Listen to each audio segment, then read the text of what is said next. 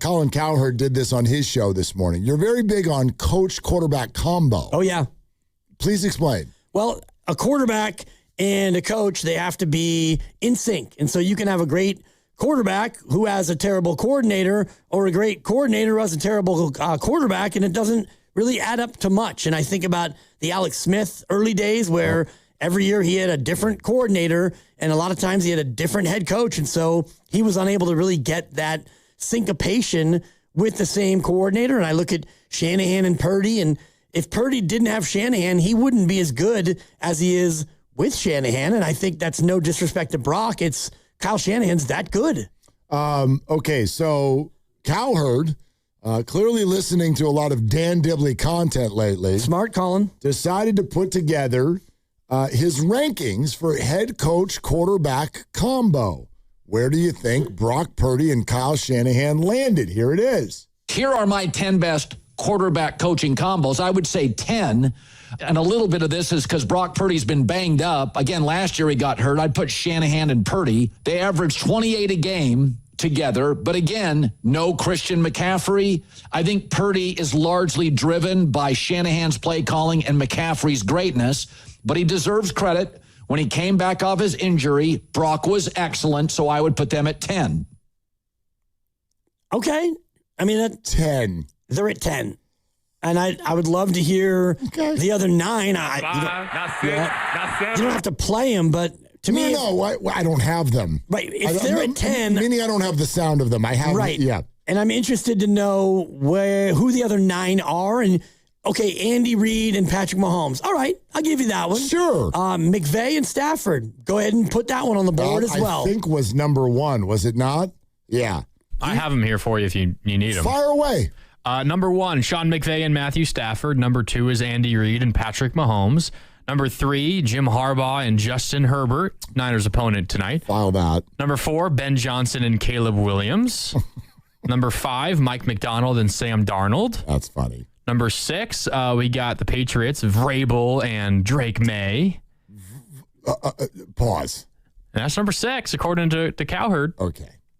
Should I keep going? Please do. Yeah, I want you to keep going, but I need that to sink in for a second. All right. I need number 6 to be a combo of a guy who's played one full season in the National Football League. I know he played the year before that too, but okay, Drake Maye last year goes to the Super Bowl, and the combo is the head coach that dragged the organization through national embarrassment through the entire offseason. Keep going. All right, number 7, Dan Campbell and Jared Goff in Detroit.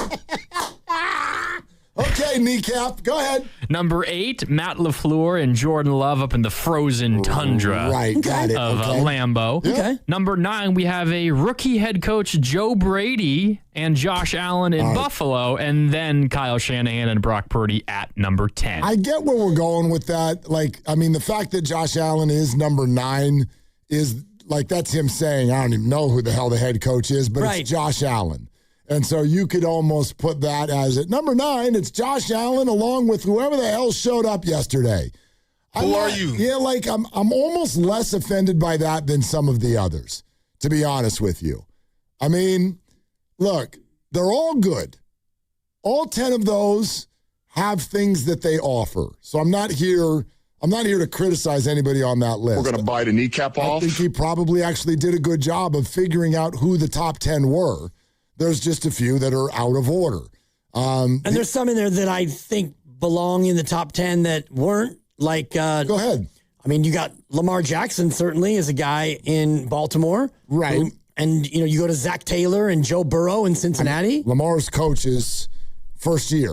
I mean, as is Josh Allen's. Right. But I think that obviously if you're a first-year head coach, you got massively dinged on this list. Bo Nix, Sean Payton.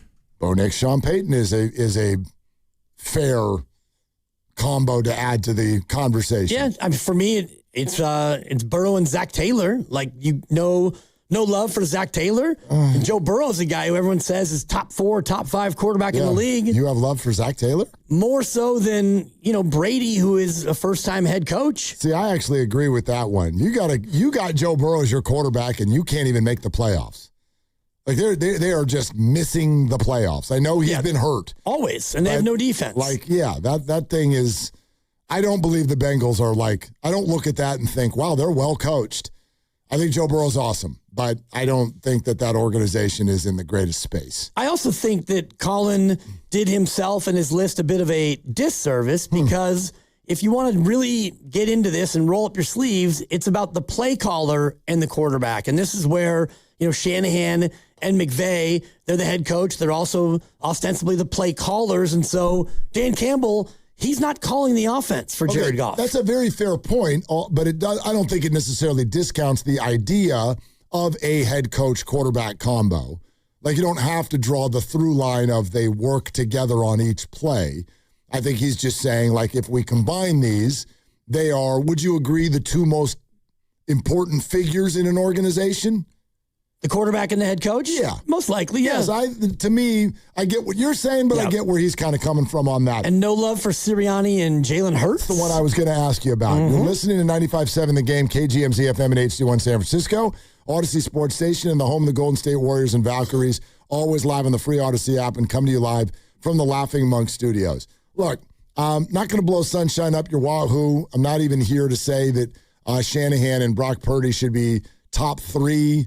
I don't even know exactly where I would have them ranked. I just know that when I hear things get said, and basically what you're saying is, would you trade your pair? Would you trade Shanahan and Purdy for said other pair? Dan Campbell and Jared Goff. You have got to be kidding me. There is no planet, no way, no how that anybody who's thinking right would trade Kyle Shanahan and Brock Purdy for Dan Campbell and Jared Goff. Doesn't matter if you have one ass cheek and 3 toes. I will beat your ass. Now, there's where he does well. He's very, very funny in front of the microphone. Funnier than Kyle, I'll give him that. But other than that, we've got a culture changer, and you had one playoff run that I would argue you single-handedly screwed up when you had a 24-7 lead at halftime here at Levi Stadium. The Kyle Shanahan, Dan Campbell conversation, that is a blowout. That's not even close in terms of who you would rather have as your coach. And again, for me, it comes down to what each coach provides for their team. And Dan Campbell is not somebody who's out there, designing and devising all of the offensive schemes. He's much more of an old school, we're going to bite a kneecap and a motivational force for that team. And so it becomes more nuanced about what do you do as a head coach? What do you provide specifically to your team? And Kyle provides the specific thing of laminated play sheet, offensive guru, and somebody who works with the quarterback very well. I mean, listen, I've got compliments for every single buddy on that list. Every coach is a good coach, and every quarterback is a good quarterback. But that's the only way I can look at it. As a 49er fan, are you basically saying, would I give up the 2 that we've got for the 2 that said other team has got? And Dan Campbell, Jared Goff, stop it. Mike Vrabel and Drake Maye. Hell no. Yeah, it's a no. Hell no. Jordan Love and LaFleur. And that becomes, I think, a discussion point. It's a conversation. Yep. I'd say no. It's a conversation, though. Yeah. I'm not going to poo-poo it entirely, but I would say no. Who else did he have on that list in the top 10? He had Caleb Williams and Ben Johnson. That's another interesting one. I think Ben Johnson's a wonderful play caller. Caleb Williams has cemented himself as a good prospect. Now, this came off of an embarrassing rookie year for Caleb Williams. Then he had a very good year, too, and he worked well with Ben Johnson. But that means both of them. Caleb Williams has played 2 years, but only one of them was good. Ben Johnson has only coached 1 year.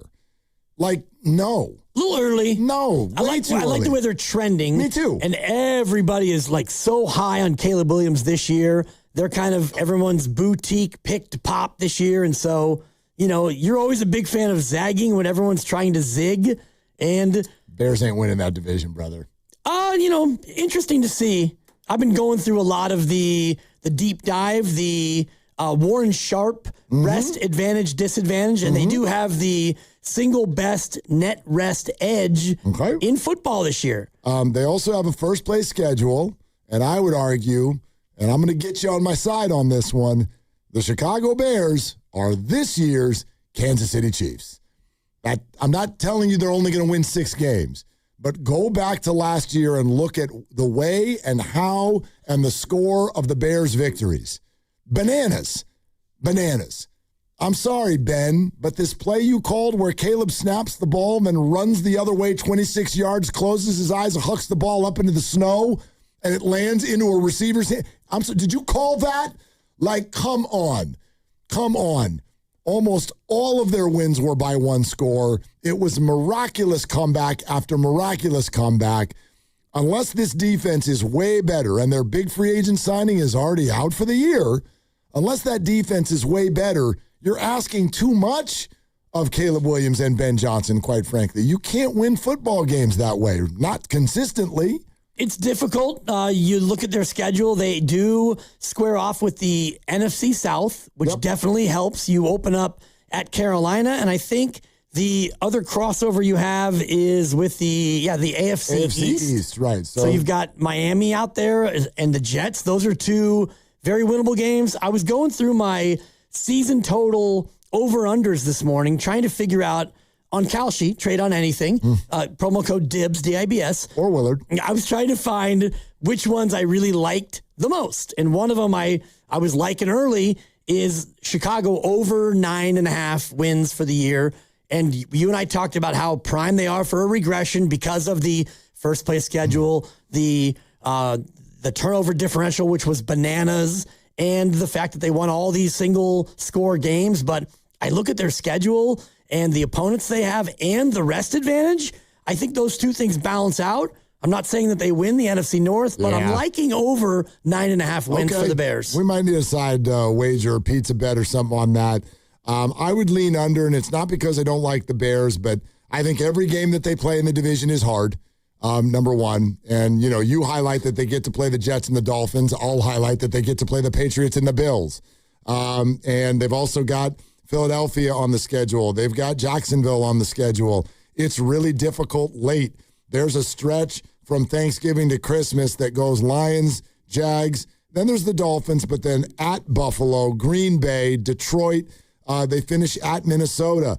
This is going to be hard. This is going to be hard, especially, again, if they play the same style that they played last year. But anyway, that's enough Chicago Bears breakdown for me. The ones with which I have no issue with, and it's just another list. I mean, so sports media, great, it's a list. Not going to get all bent out of shape about it. If you want McVay and Stafford, if you want Reed and Mahomes, if you want Herbert and Harbaugh, I do think Shanahan's a better coach than Jim Harbaugh. They're very good coaches, but I understand that. Justin Herbert he's a special quarterback. I know he hasn't won any playoff games, but I don't really put that on Justin. I've always thought Justin Herbert is sort of this decade's Matt Stafford with the Lions. That's how I view him. If you put Justin Herbert on a better organization, I think things would go a lot better for Herbert. The McDonald and Darnold one is interesting to me. It just feels a little flavor of the month-ish. I think that, look, Darnold is solid. Mike McDonald deserves all his flowers for last year. But just because they won the Super Bowl, am I now going to vault the 2 of them over Kyle Shanahan and Brock Purdy? No. I think the Niners have the better coach and the better quarterback when it comes to that one. And why did Seattle win the Super Bowl? It was because of their ferocious defense, and they were able to run the ball. It wasn't really a Sam Darnold one-man show of throwing the ball all over the park to Jackson Smith and Jigba and the rest of them. They did it with a great defense, a very deep and diverse defense, and a great running game. No disrespect to the coach or the quarterback because they won the Lombardi, and you get all the credit for that. But just in the sake of this list, I would not put them ahead of Shanahan and Purdy either. Yeah, and I almost think, to your point, what's too low on the list are the quarterbacks who have an unproven coach. I think most fans would still take that anyway. If I offered the Niners Josh Allen and Joe Brady for Kyle Shanahan and Brock Purdy, what do you think most Niner fans would say? They would take it. They would take Damn it. right they would. Oh, I don't know if it makes the Super Bowl more likely, by the way. He's never been to one. Right. He's never been to one. No, has he? He's been to one conference championship game, right? Yeah. Josh Allen. Yeah, played his ass off, too. Yeah, no doubt. I was doing some dives for higher or lower, which comes back tomorrow, and it's something exciting. that continues to strike me. Josh Allen has 70 career rushing touchdowns. Oh, dude, yeah. He's their goal line running back. But he has 70. Yeah. Like He's their goal line running back. We got a lot of touchdowns to watch together. I'm trying so hard. They emailed me back yesterday. They're like, yeah, we're gonna try to stop by. What do you mean try to stop by? What do you mean try to stop by? You're gonna lock it in. I mean, we're here 20 hours a week. Like, stop on by. 20 hours. He's got 79 rushing touchdowns. I apologize. I thought you said 70. I was wrong. Higher. He is 23rd all time. He has more rushing. He's about to pass Frank Gore. Oh, my God. Rushing touchdowns. Like, seriously. That's funny. It's bananas. Jeez.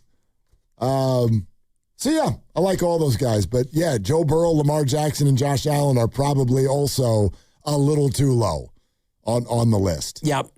And I do think that Colin puts the Niner combo at 10 because that's what he does. And that we talk about it. He and knows. He knows that moves the needle. It's the same thing of, Stephen Ruiz of The Ringer, who had Brock Purdy ranked number 18 or some cockamamie thing. And that way, you get people to react, Mr. Irrelevant.